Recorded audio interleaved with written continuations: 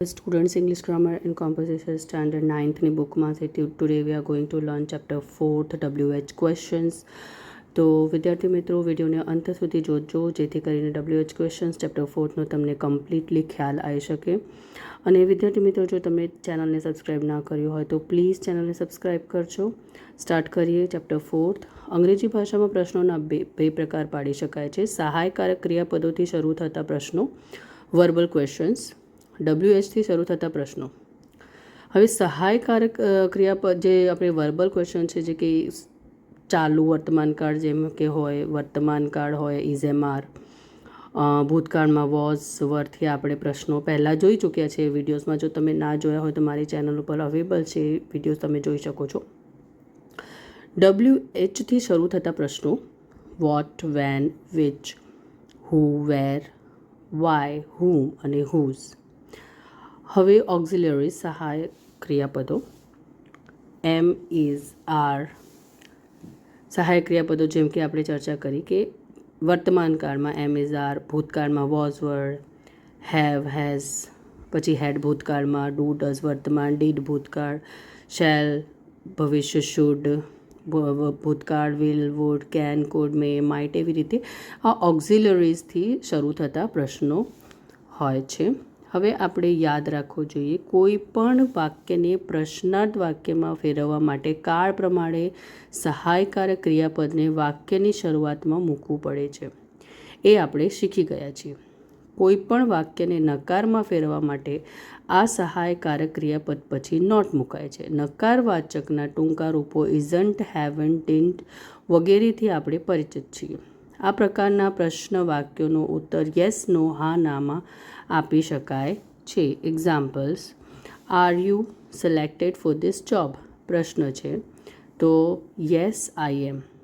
તો યુનો પ્રશ્ન છે, શું તમે જોબ માટે સિલેક્ટેડ છો? તો આપણે જવાબ કેવી રીતે આપીએ કે હા હું છું. તો યુનો જવાબ હુંથી આપણે આપીએ છીએ, તો આપણે આઈ અહીંયા લખ્યું. અને હું નથી તો no I am not. Shall we see this movie? એટલે આપણે આ મૂવી જોવા જઈશું. તો યસ વી વિલ. હા આપણે જઈશું. વી એટલે આપણે જઈશું. નો વી વોન્ટ કે ના આપણે નહીં જઈએ. એવી રીતે પછી WH ક્વેશ્ચન્સના આવે. WH શબ્દોની યાદી આ પ્રકરણની શરૂઆતમાં આપી છે, આપણે સ્ટાર્ટિંગમાં જોયું છે. આ શબ્દોથી શરૂ થતા પ્રશ્નોનો ઉત્તર યસ, નોમાં કદી આપી શકાતા નથી. તેમના ઉત્તર આપતી વખતે માહિતી રૂપે હા, ના સિવાય કંઈક કહેવું જ પડે. આથી WH થી શરૂ થતા પ્રશ્નોને ઇન્ફોર્મેશન ક્વેશ્ચન્સ પણ કહેવામાં આવે છે. એક્ઝામ્પલ્સ આપણે જોઈએ કે van are you going to Jafrabad? તો યુનો જવાબ આપણે હુંથી આપીએ છીએ, તો આઈ એમ. તમે ક્યારે જાઓ છો જાફરાબાદ? તો આઈ એમ ગોઈંગ ટુમોરો. હું કાલે જઈશું. Whom do you want to meet? Whom એટલે કોને. તમે કોને મળવા ઈચ્છો છો? તો તમે કોને મળવા ઈચ્છો છો તો તમે જવાબ આપશો ને કે હું એને મળવા ઈચ્છું છું. તો હું તમે બોલ્યા એટલે I want to meet doctor. Whose bag is this? Whose એટલે કોનું, તો ધીસ ઇઝ મોહિનીઝ બેગ. હવે આપણે આ પ્રકારે જેટલું અહીંયા આપણે અધ્યયન કર્યું એ પ્રમાણે આપણે એક્સરસાઇઝ 4 સોલ્વ કરીએ. એક્સરસાઇઝ 4માં question number 1, write questions using who and what. Who and વોટનો ઉપયોગ કરીને આપણે ક્વેશ્ચન્સ બનાવવાનો છે. જેમ કે પહેલો ક્વેશ્ચન છે, તમે ગ્રામર બુકનો યુઝ કરી શકો છો કે આ ગ્રામર બુકના જ દરેક ક્વેશ્ચન્સ મેં આમાં લખ્યા છે. એટલે આપણે એક્સરસાઇઝ 4માં ગ્રામર બુકમાં જેટલા જ પણ ક્વેશ્ચન્સ છે એ દરેક ક્વેશ્ચન્સ આમાં આવી ગયા છે. તો ફર્સ્ટ ગ્રામર બુકમાં આપણે એક્સરસાઇઝ 4માં ફર્સ્ટ ક્વેશ્ચનમાં છે, Ronit is buying a new car. Ronit is buying a new car. તો હુથી પ્રશ્ન બનાવીએ છીએ. તો વાક્યનો અર્થ થાય છે કે રોનિત નવો કાર ખરીદી રહ્યો છે. તો કોણ નવું કાર ખરીદી રહ્યો છે? તો રોનિત ખરીદી રહ્યો છે. તો કોણ? અહીંયા રોનિત નીકળી જશે. પછી who is buying a new car. પછી આપણે વોટથી પ્રશ્ન બનાવવાનો છે. તો તમે વિચારો વોટનો મતલબ થાય છે શું. તો આપણે જો ગુજરાતીમાં પ્રશ્ન બનાવીએ કે રોનિત શું ખરીદી રહ્યો છે, તો જવાબમાં શું આવે છે? New car. તો જ્યારે પ્રશ્ન બનાવીશું તો ન્યૂ કાર નીકળી જશે. તો પહેલાં આવશે વોટ અને પછી આવશે ઇઝ, પછી રોનિત અને પછી આવશે બાઇંગ. પહેલાં શું આવશે? પહેલાં વોટ, પછી ઇઝ અને પછી આવશે સબ્જેક્ટ. પહેલાં વોટ, પછી ઇઝ, પછી રોનિત જે નામ છે એ, અને છેલ્લે આવશે ક્રિયા બાઇંગ. વિદ્યાર્થી મિત્રો, અહીંયા તમને જો કોઈ પણ પ્રકારનો કન્ફ્યુઝન હોય WH ક્વેશ્ચન્સમાં, હુમાં કે વોટમાં, તો તમે જૂની વિડીયોઝ પણ જોઈ શકો છો. ધોરણ 6 અથવા તો ધોરણ 7ની વિડીયોઝ જે છે, અથવા તો 8મા ધોરણની વિડીયોઝ છે કે જેમાં તમે WH ક્વેશ્ચન્સવાળો ચેપ્ટર છે એ તમે જોશો તો તમને બહુ ઇઝીલી જ ખ્યાલ આવી જશે કે WH ક્વેશ્ચન્સથી પ્રશ્નો કેવી રીતે બનાવવામાં આવે છે. અથવા તો ડિસ્ક્રિપ્શન બોક્સમાં, વિડીયોને અંતે જે નીચે ડિસ્ક્રિપ્શન બોક્સ હોય છે એ ડિસ્ક્રિપ્શન બોક્સમાં પણ હું લિંક મૂકી દઈશ. ધોરણ 6, 7, 8માં જે WH ક્વેશ્ચન્સના વિડીયો છે એનું લિંક હું મૂકી દઈશ. એ તમે જોશો તો પણ તમને આના કરતાં પણ ઇઝીલી, એમાં જે ઇઝી મેથડ છે એ શીખવાડવામાં આવેલ છે, તો તમને ઇઝીલી ખ્યાલ આવશે. એ તમે જોઈ શકશો. તો એનું લિંક હું મૂકી દઈશ, તમે જોઈ શકો છો. ક્વેશ્ચન નંબર 2 છે, the girls are drawing pictures. તો કોણ, પ્રશ્નનો અર્થ થાય છે, વાક્યનો અર્થ છે કે છોકરીઓ પિક્ચર્સ ડ્રો કરી રહ્યા છે. તો કોણ પિક્ચર્સ ડ્રો કરી રહ્યા છે? તો છોકરીઓ. તો આ ધ ગર્લ્સ નીકળી જશે, એની જગ્યાએ હું લખી દેવાનું. પછી આર ડ્રોઈંગ પિક્ચર્સ. પછી વોટથી પ્રશ્ન બનાવવાનો છે. વોટનો મતલબ થાય છે શું. તો તેઓ શું બનાવી રહ્યા છે? પિક્ચર્સ બનાવી રહ્યા છે. તો પિક્ચર્સ નીકળી જશે. તો પહેલાં લખીશું વોટ, પછી લખીશું આર, પછી ધ ગર્લ્સ, પછી drawing. Vibha is plucking flowers. એટલે વિભા ફૂલો તોડી રહી છે. તો કોણ તોડી રહી છે? તો વિભા. તો વિભા નીકળી જશે, એની જગ્યાએ શું આવશે? Who is plucking flowers. હવે વોટથી પ્રશ્ન બનાવવાનું છે. તો શું તોડી રહી છે? ફ્લાવર્સ. તો ફ્લાવર્સ નીકળી જશે. આપણે પહેલાં લખીશું વોટ, વોટ પછી ઇઝ આવશે, પછી જે નામ છે એ, ઇઝ અથવા આર પછી શું આવે છે? નામ. તો વોટ ઇઝ પછી નામ. નામ ના હોય તો બીજું જે કંઈ પણ હોય, સબ્જેક્ટ, કર્તા. તો અહીંયા કર્તા ગર્લ્સ છે, અહીંયા નામ છે તો વિભા, અને પછી verb plucking. The teacher is teaching science. તો કોણ સાયન્સ ભણાવે છે? ટીચર. તો ટીચર નીકળી જશે, એની જગ્યાએ હુ આવી જશે. હુ એટલે કોણ? હુ અને બાકીનું સેમ, ઇઝ ટીચિંગ સાયન્સ. પછી વોટ, વોટ એટલે શું? તો what is the teacher teaching. તો શું ભણાવે છે? સાયન્સ ભણાવે છે. સાયન્સ નીકળી જશે. પહેલાં શું આવશે? વોટ, અને પછી આવશે ઇઝ, પછી subject the teacher. The teacher અહીંયા આવી જશે અને ટીચિંગ આવશે. Next question number 5, the chief guest is giving અવે પ્રાઇઝીસ. તો ધ ચીફ, કોણ પ્રાઇઝીસ આપી રહ્યું છે? ચીફ ગેસ્ટ, મુખ્ય મહેમાન. તો મુખ્ય મહેમાન ચીફ ગેસ્ટ નીકળી જશે, એની જગ્યાએ આવશે હુ, અને પછી આવશે ઇઝ ગિવિંગ અવે પ્રાઇઝીસ. શું આપી રહ્યા છે? પ્રાઇઝીસ આપી રહ્યા છે. તો પ્રાઇઝીસ નીકળી જશે.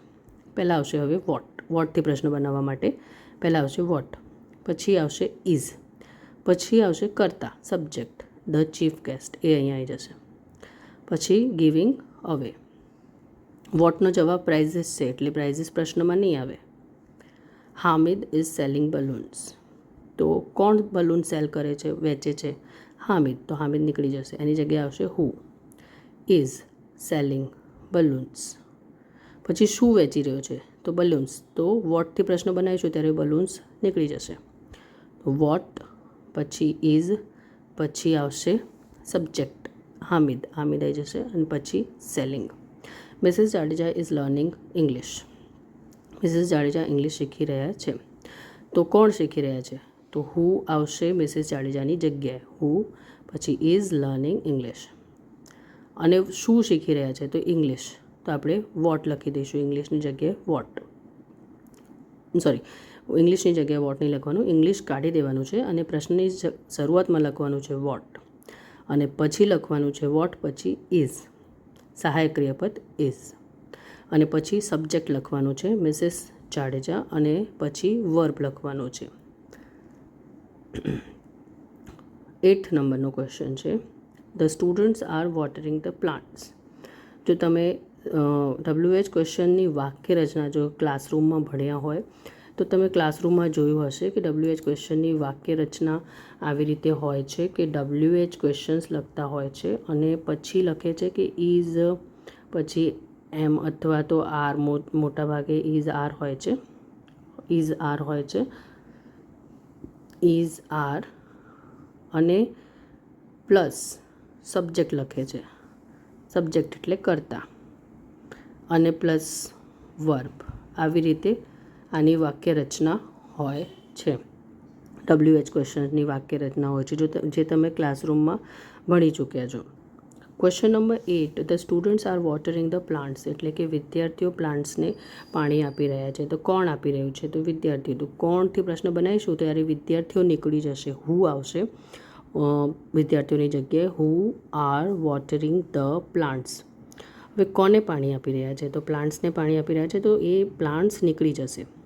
પહેલાં આવશે વોટ, જ્યારે પ્લાન્ટ આપણે વોટથી પ્રશ્ન બનાવીશું તો પહેલાં આવશે વોટ, પછી આવશે આર, પછી ધ સ્ટુડન્ટ્સ, અને પછી વોટરિંગ.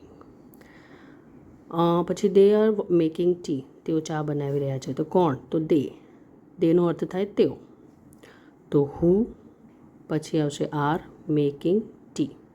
હુની વાક્ય રચના હંમેશા ઇઝી હોય છે. આપણે જ્યારે વાક્યનો અર્થ સમજી જઈએ ને તો તરત એનો અર્થ, પ્રશ્ન અને એનો જવાબ બંને બનાવવું બહુ જ સહેલું હોય છે.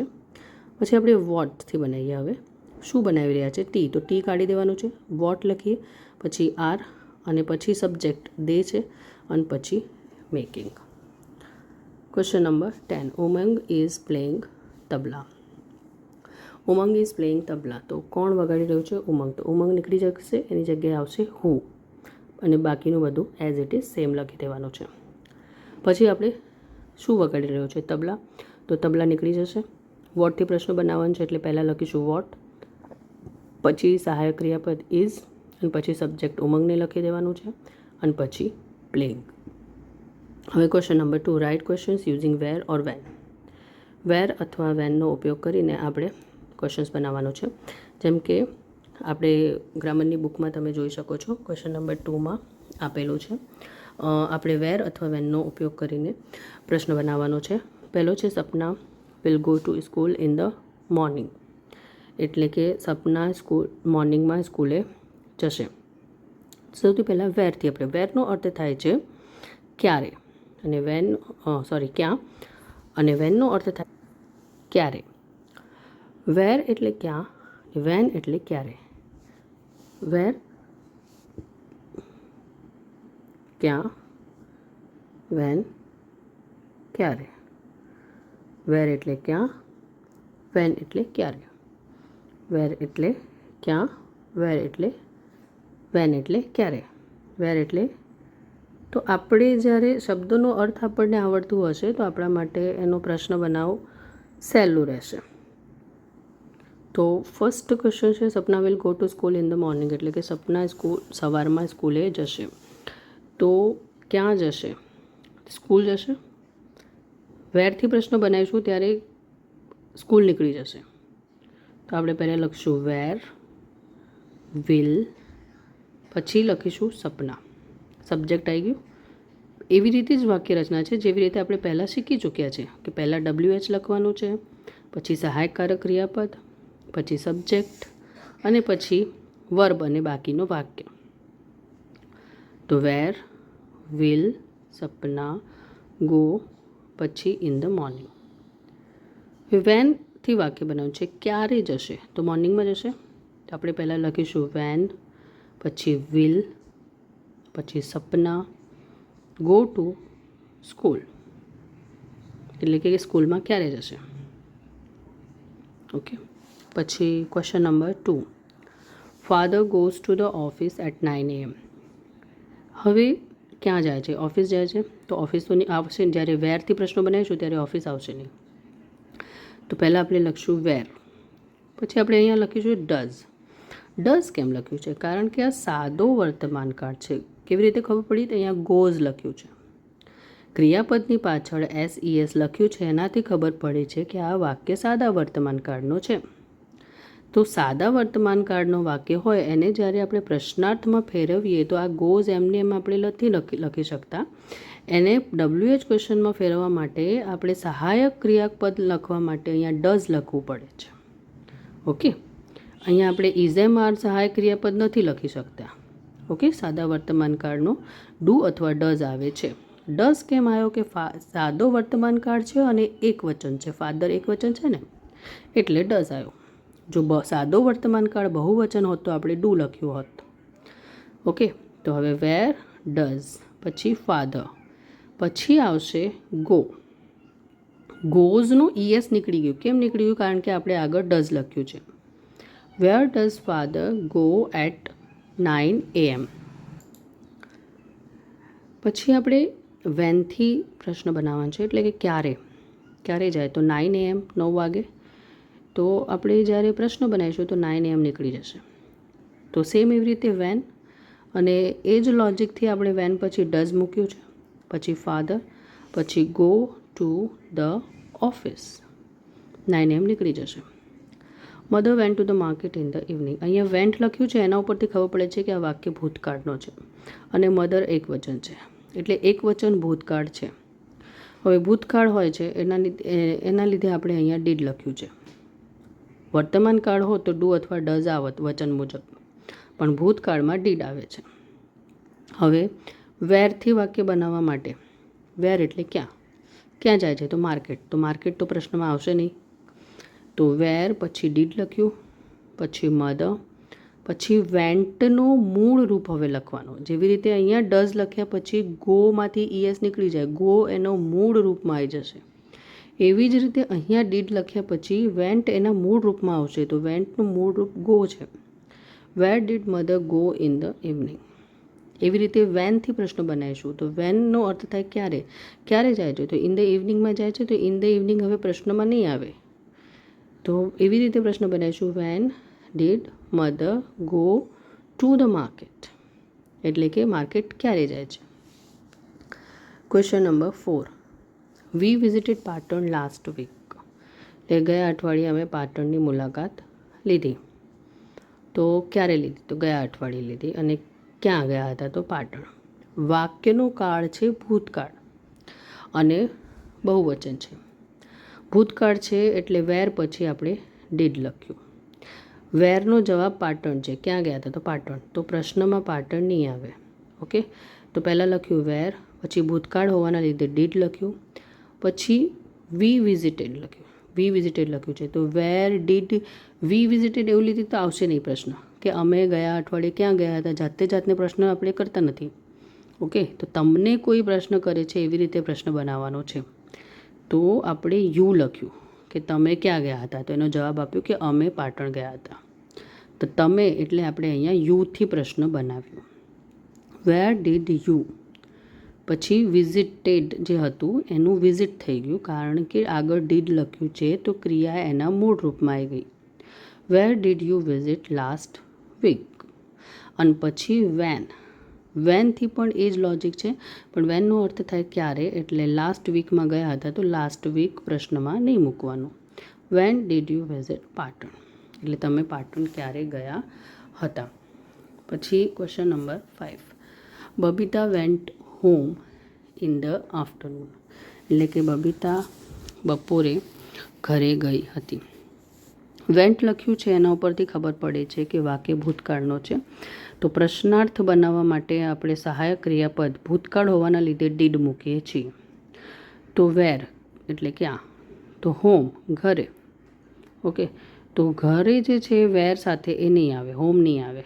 વેર લખ્યું છે જ્યારે. તો વેર પછી ડીડ, પછી બબીતા, પછી વેન્ટનું મૂળ રૂપ ગો, અને પછી હોમ નહીં આવે, ઇન ધ આફ્ટરનૂન. પછી વેન ક્યારે? તો ઇન ધ આફ્ટરનૂન. તો વેન સાથેના પ્રશ્નમાં ઇન ધ આફ્ટરનૂન નહીં આવે. વેન ડીડ બબીતા પછી ગો. વેન્ટનું મૂળ રૂપ લખવાનું, કારણ કે આગળ ડીડ લખી દીધું છે એટલે ગો હોમ. પછી 6th number. Ramu keeps his shoes under the bed. હવે અહીંયા વેનવાળો પ્રશ્ન લખવાનું રહી ગયું છે, તો I will write it here. તો સૌથી પહેલાં વેરનું આપણે જોઈ લઈએ કે વેર ક્યાં મૂકે છે, તો અંડર ધ બેડ. તો અહીંયા જો કીપ્સ લખ્યું છે, તો આ કયો કાળ બને છે? સાદો વર્તમાન કાળ. રામુ એક વચન છે, તો એક વચન સાદો વર્તમાન કાળ છે આ. તો એક વચન હોવાના લીધે અને વર્તમાન કાળ હોવાના લીધે આપણે વેર પછી ડઝ લખ્યું છે. જો બહુવચન હોત તો આપણે ડુ લખ્યું હોત. તો આગળ ડઝ લખી દીધું એટલે આપણે હવે કીપ્સ નહીં લખવાનું, કીપ એનું મૂળ રૂપ લખવાનું. વેર પછી ડઝ પછી રામુ કીપ હિઝ શૂઝ. હવે એવી જ રીતે વેનથી પ્રશ્ન બનાવવાનો હશે તો આપણે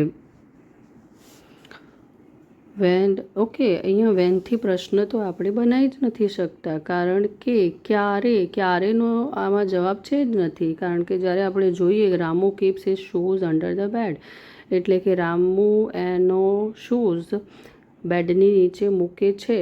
ક્યારે મૂકે છે એ તો લખ્યું જ નથી, તો આપણે ક્યારેવાળો પ્રશ્ન બનાવી જ નથી શકતા. 7th number, the teacher writes on the blackboard. તો ટીચર બ્લેકબોર્ડ ઉપર લખે છે. ક્યાં લખે છે એ લખ્યું છે, ક્યારે લખે છે એ નથી લખ્યું, એટલે આપણે ક્યાંનો જ પ્રશ્ન બનશે બ્લેકબોર્ડવાળો, એક જ પ્રશ્ન બનશે વેરવાળો. હવે રાઇટ્સ લખ્યું છે, એનો મતલબ એ થાય છે કે આ સાદા વર્તમાન કાળનો વાક્ય છે. ક્રિયાપદની પાછળ એસ લખ્યું છે એટલે સાદો વર્તમાન કાળ છે. ટીચર એક વચન છે એટલે એક વચન સાદો વર્તમાન કાળ છે, એટલે આપણે ડઝ લખ્યું છે. વેર ડઝ પછી ધ ટીચર રાઇટ. રાઇટ્સ નહીં આવે, રાઇટ આવે, કારણ કે આગળ ડઝ લખી દીધું એટલે ક્રિયાપદ એના મૂળ રૂપમાં આવી જશે.